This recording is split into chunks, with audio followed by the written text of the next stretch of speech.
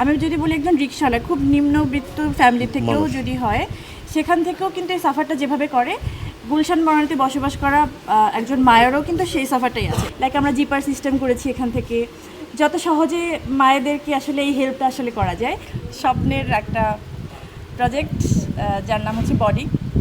হয়তো অনেক ড্রেসের মধ্যে আপনি খুঁজে খুঁজে বের করবেন যে মায়েদের জন্য ম্যাটারনিটির সময় কী কাপড়টা, মানে মানে গর্ভের সময় কোন কাপড়টা আসলে পরতে পারে, বা ব্রেস্ট ফিট করানোর জন্য কোনো কাপড়ের সাথে কিন্তু আপনি এত বড় লং একটা, আমি যেহেতু মুসলিম কান্ট্রি, তো কী হয়, লং একটা জামা পরা থাকে, তো ওখান থেকে অনেক আনকমফোর্টেবল লাগে মায়েদের জন্য, ঢেকে ঢুকে আসলে বাচ্চাদেরকে ব্রেস্ট ফিট করানো মানে করাতে হয়।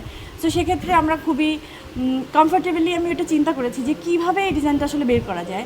লাইক আমরা জিপার সিস্টেম করেছি এখান থেকে, যত সহজে মায়েদেরকে আসলে এই হেল্পটা আসলে করা যায়। এটা বিজনেস প্লাস চ্যারিটিও বলতে পারেন। এই যে বডি নামটা কেন আসলো বা কার মাথা থেকে আসলো? বডি হচ্ছে শরীর, তাই না, মানে শরীর। তো আমার কাছে শরীরটা একজন মায়ের শরীর, একটা যে মা কিনা আর একটা শরীরের জন্ম দেয়। সো এর থেকে ভালো কিছু আমার মনে হয়নি আমি আর কিছু আমি কানেক্ট করতে পারি।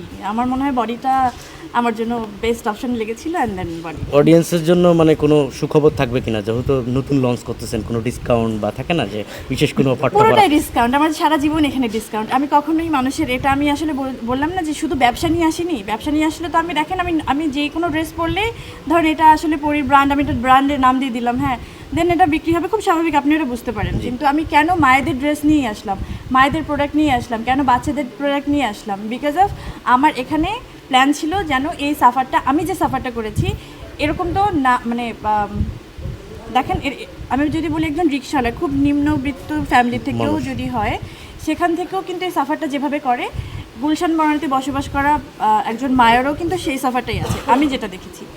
তো আমি চাই সর্বোপরি সব মায়েদের জন্য, বাংলাদেশের সব মায়েদের জন্য এমন এমন একটা প্ল্যাটফর্ম করতে, যারা খুব সহজে তাদের চাহিদা অনুযায়ী ঠিকঠাক সঠিক জিনিসটা আসলে পিক করতে পারবে।